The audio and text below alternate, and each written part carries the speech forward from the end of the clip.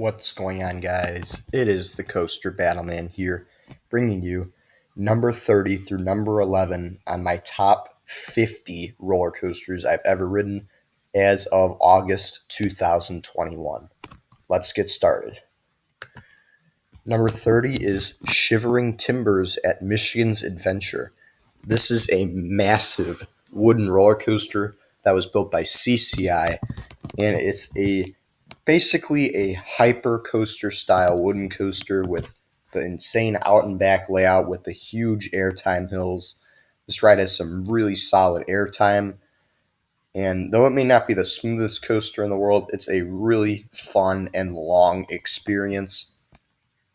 And if you're not stapled on this coaster, you are in for a treat with the airtime, as there are just so many hills throughout this coaster that it's no doubt that you will get some strong air on this ride. It's a really cool ride and definitely a great experience at a park that really needs more of these elite style coasters. Number 29 is the Voyage at Holiday World. This is basically Shivering Timbers and more. And even though I find this ride pretty polarizing, in my opinion, because I've had some really, really awful rides on this coaster, but some rides where it rivals Fury 325 as the best roller coaster in the world, and then some really good rides as well. So it kind of rounds out to this number 29 spot. This ride is loaded with airtime, some really awesome and intense bank turns, and it's such a long ride. It just never ends. Over 6,000 feet of track. It's just an unbelievable coaster with its duration, speed, length, airtime. The layout is unbelievable. This is an awesome coaster at Holiday World, even though it's not my favorite in the park. It's still an elite coaster. Number 28 is Intimidator 305 at King's Dominion. This is a really awesome Intamin Giga coaster. Even though this isn't the longest coaster and the airtime isn't where I want it to be for a Giga coaster, this ride delivers and makes up for it in the intensity category. This coaster is so intense with a guaranteed gray out every time on that first turn after the first drop. And it's a very fast-paced coaster. It's excellent. May not be the longest coaster in the world, but man, does it pack such a huge punch. It's such a cool experience. Number 27 is Wildfire at Silver Dollar City, and this is a type of looping coaster I really like. It's a classic Bolliger and Mabillard sit-down looping coaster. This is my second favorite model of coaster they make because it's a basic model. You don't have all the modern style. It's just a nice traditional coaster, but you add in the beautiful views in Branson, Missouri with the Ozarks and all that, combined with the massive inversions and a pretty intense layout. And it's not the longest coaster in the world, but it's a really fun ride. Number 26 is Manta at SeaWorld Orlando. This is my favorite flying roller coaster I've ridden. It has an amazing pretzel loop, a really cool queue line as well. Definitely a huge credit there with the fish tanks, with all these different sea creatures. It's really cool. But with the ride experience, this ride has a really solid first drop, excellent inversions, with the highlight of the ride obviously being that insane pretzel loop, like I said earlier. And you have several really good turns throughout the ride, some more really solid inversions. It's a really well-rounded flying coaster. 25th is another really well-rounded B&M multi-looping coaster. It's Gatekeeper at Cedar Point. This ride delivers a really fun experience. It has a really nice wing over first drop. It's a very smooth wing coaster, at least compared to X-Flight. It has aged a little bit over in recent years, but it still delivers a really smooth ride. You have those keyhole towers. Those are excellent near-miss elements. The inversions are really smooth and excellent. And even though this coaster, everyone makes fun of the out-of-place helix, it seems, it's not that bad. It's a solid way to finish off the ride.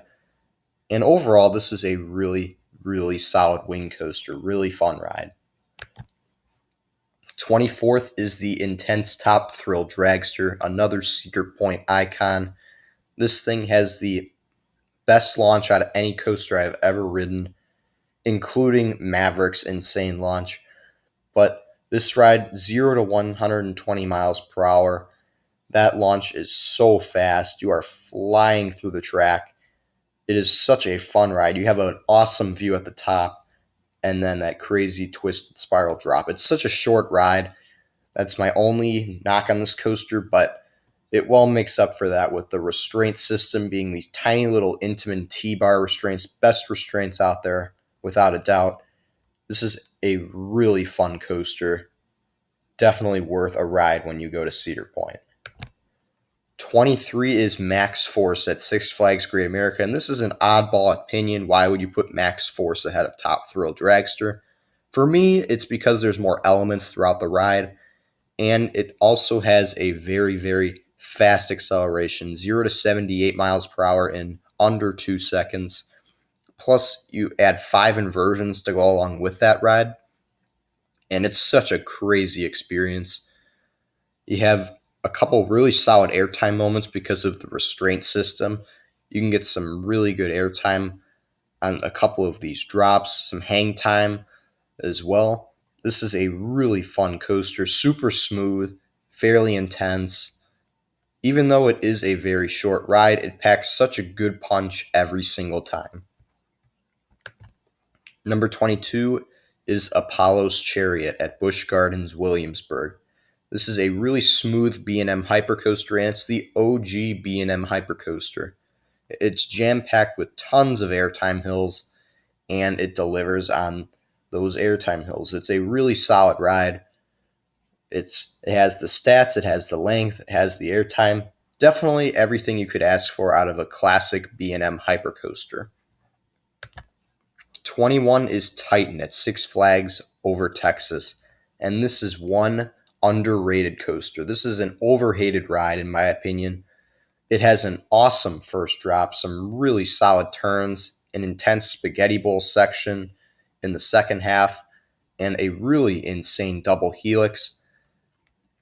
And even though the brake runs can be pretty harsh, it doesn't really matter. This coaster is absolutely intense. It's so much fun. You have a little bit of airtime moments as well.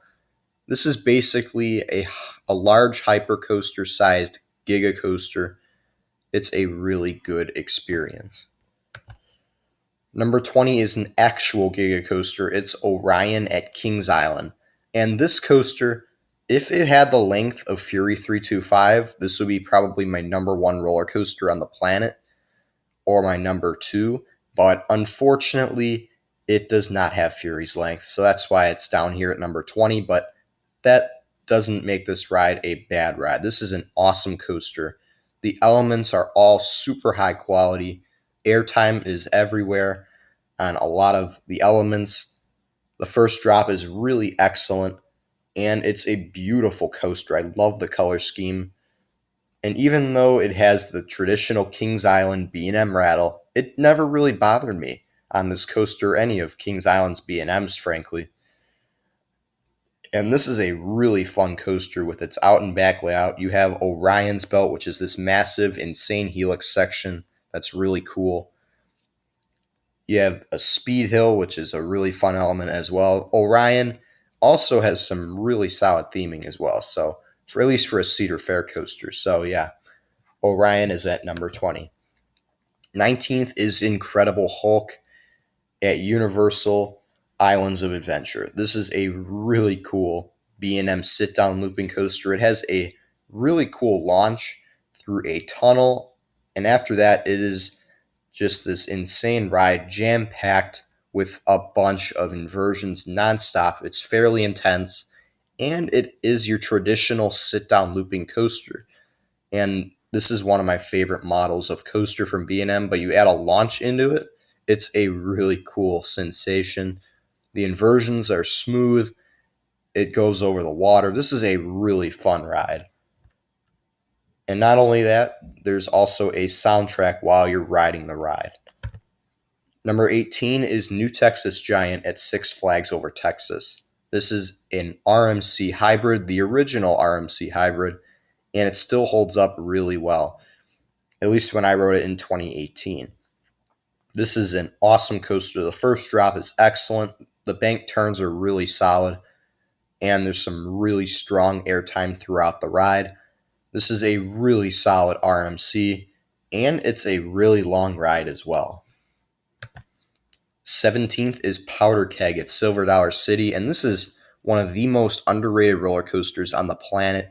It has a very intense first launch, several great airtime moments, and some intense turns as well, including its final section with the traditional lift hill, drop, and the crazy helix to close out the ride. This is a really fun coaster. It has a simple layout, but it delivers on the airtime and the intensity, and this is just such a fun coaster. 16th is another airtime machine. This is Magnum XL 200 at Cedar Point. One coaster that every time I go to Cedar Point, I like it more and more and more. This ride delivers an awesome first drop. It feels shallow for modern standards, but at the time it was built, it was a pretty steep drop, and it delivers some good airtime. The triangular airtime hills in the second half are so insane. They're so crazy, really fun. The tunnels are really cool as well, and that helix at the very back with the turnaround style, it's a really intense section as well. This is a really fun, classic hypercoaster. Kudos to Aerodynamics for building this massive ride. Number 15 is Outlaw Run at Silver Dollar City, and this is a crazy terrain RMC wooden coaster. Even though this is the roughest RMC I've ridden, it's not really that rough to me.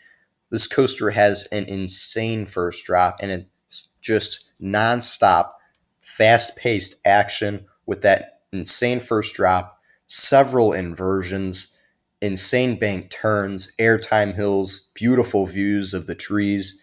It is such a great coaster. Despite it not having the longest ride in the world, it packs in so many elements and it's so fast paced that I don't really have any issues with the duration or any part of this coaster. 14th is Raging Bull at Six Flags Great America. This is a B&M hypercoaster. It's the second B&M hypercoaster to be built after Apollo's Chariot, and it has a Giga Coaster style layout with having a lot more bank turns instead of all airtime hills like your traditional B&M hyper. This is a very cool twister layout, and it has been riding a lot better in 2021. The airtime is very strong, especially on that first drop. There's some really good airtime hills as well, and even on some of these smaller hills, smaller bank turns, you can still get some really solid airtime. It's such a great ride. Number 13 is the Beast at Kings Island.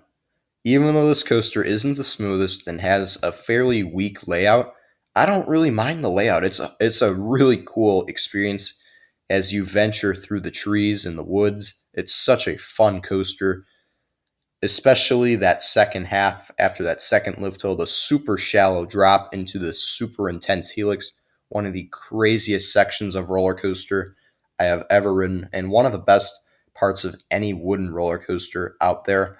It delivers such a great night ride as well. And at night is where you get the absolute insanity of the Beast. Even during the daytime, this is still a great coaster. It's so much fun.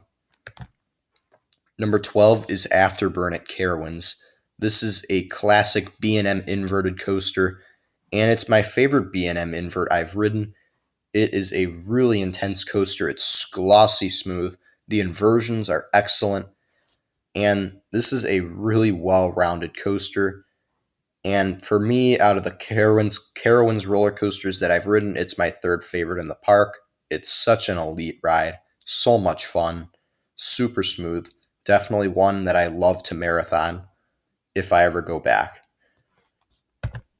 Number 11 is Kumba at Busch Gardens Tampa, and this is B&M's first elite tier coaster that they built. This was all the way back in 1993, almost 30-year-old coaster, and it still rides so well. to this day. The inversions are excellent, and it has the traditional sit-down looping trains. It's not a floorless coaster. It's a really cool ride. The inversions are excellent. There's some really good turns as well towards the end of the ride. And this coaster packs a very fun, intense ride.